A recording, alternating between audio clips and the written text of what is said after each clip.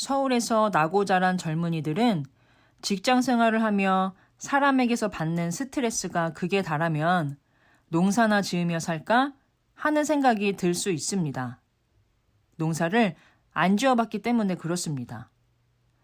도시의 삶에 지쳐 시골살이가 여유롭고 낭만적으로 보이더라도 사표를 쓰기 전에 먼저 귀농한 사람들의 이야기를 들어봐야 합니다. 해 아래 새 것이 없다고 했듯 나와 같은 생각을 이미 했었고 먼저 실행해본 사람들은 반드시 있게 마련입니다. 참 미련한 생각 중 하나는 내가 최초라고 여기는 것입니다. 이런 사업 아이템은 아무도 생각 못했을 거야. 이런 궁금증을 가진 사람은 내가 처음일 거야. 조금만 검색해보면 먼저 생각했고 먼저 질문한 사람들이 아주 많다는 것을 발견하게 될 것입니다. 먼저 살아본 사람들의 생각과 경험과 조언을 무시하는 것이 교만한 사람들의 특징입니다. 가만히 생각해보면 우리의 경험은 굉장히 제한적입니다.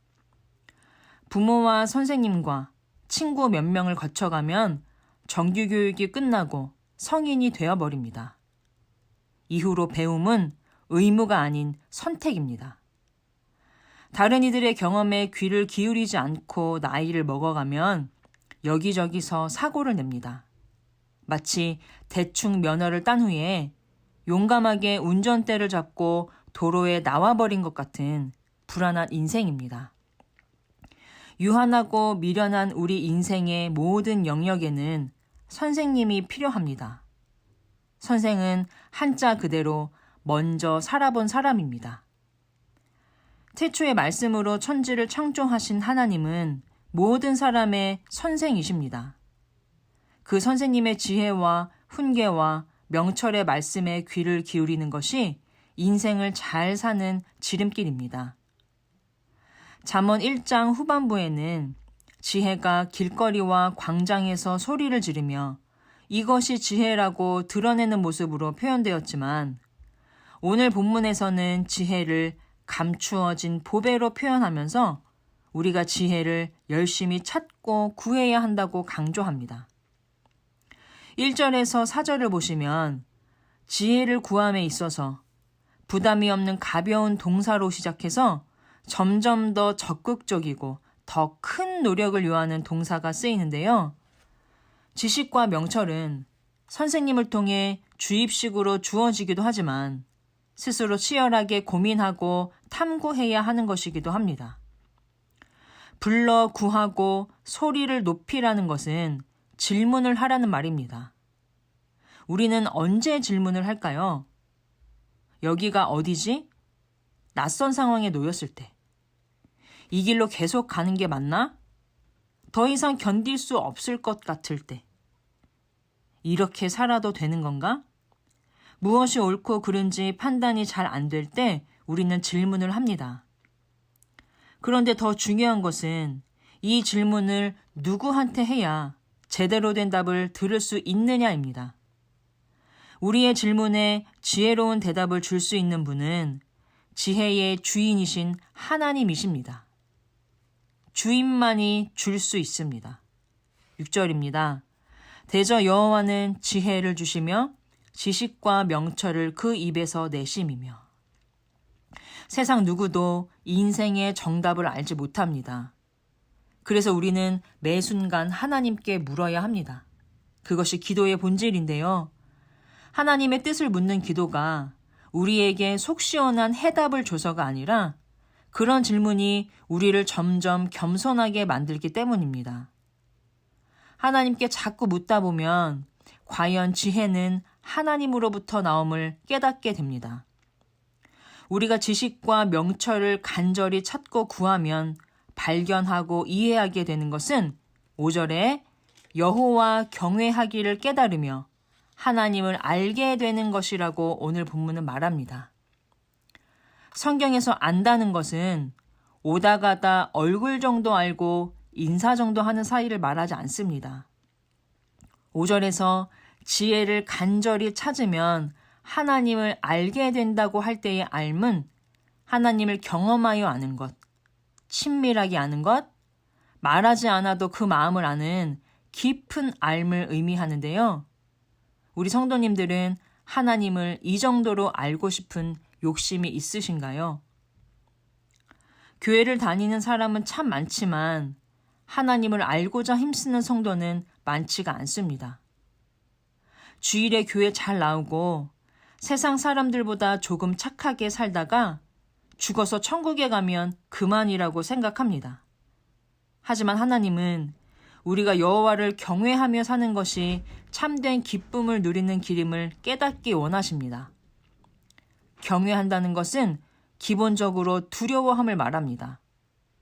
그러나 이 두려움은 형벌에 대한 두려움이 아니라 하나님의 광대하고 장엄함을 깨닫는 데서 오는 감정입니다. 하나님을 향한 경외심을 잃어버릴 때 우리 삶은 눈앞의 이익과 손해를 기준으로 돌아가게 됩니다.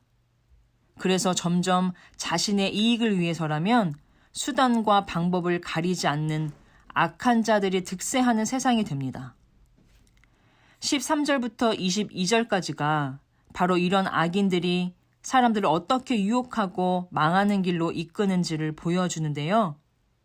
이런 세상에서 하나님을 경외하며 그분의 마음을 알고자 찾고 구하는 자들을 하나님께서 보호해 주신다고 약속하십니다. 7절, 8절입니다.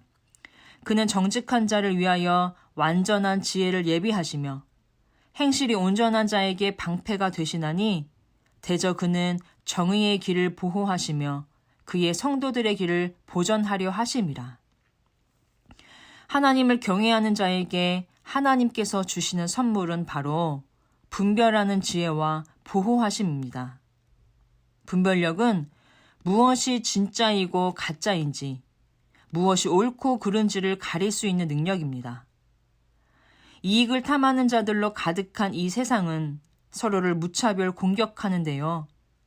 서로를 존중하고 아끼는 마음은 점점 줄어들고 헐뜯고 조롱하고 이용하려는 마음은 커집니다. 그런 세상을 살다 보니 나그네를 환대할 수 없습니다. 낯선 이는 일단 경계하게 됩니다. 하지만 하나님께서는 그렇게 험악하고 강팍한 세상에서 내가 너희를 보호해 줄 테니 선하게 살라고 말씀하십니다. 8, 9절입니다.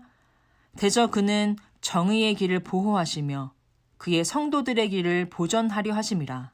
그런즉 내가 공의와 정의와 정직 곧 모든 선한 길을 깨달을 것이라.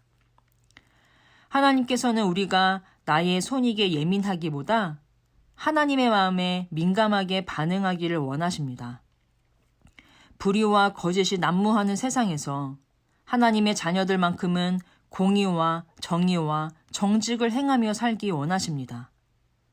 그렇게 세상을 거스르면 왜 유난이냐며 미워하고 방해하고 위협하겠지만 방패가 되어주시는 하나님을 믿고 담대하게 공의와 정의와 정직을 행하는 자들의 마음에는 즐거움이 가득할 것이라고 본문은 말합니다. 오늘 본문인 잠언 2장의 제목은 지혜가 주는 유익입니다. 지식과 명철을 구하고 찾으면 하나님을 경외하는 것이 가장 큰 복이라는 것이 깨달아지고 하나님께서 본래 지으신 사람답게 사는 즐거움으로 충만한 삶을 사는 유익을 누리게 됩니다. 날마다 아침을 깨우며 하나님의 마음을 깊이 알고자 말씀에 늘 귀를 기울이시는 우리 모든 성도님들이 하나님의 지혜가 주는 삶의 유익을 풍성히 누리며 사시길 주님의 이름으로 간절히 소망합니다.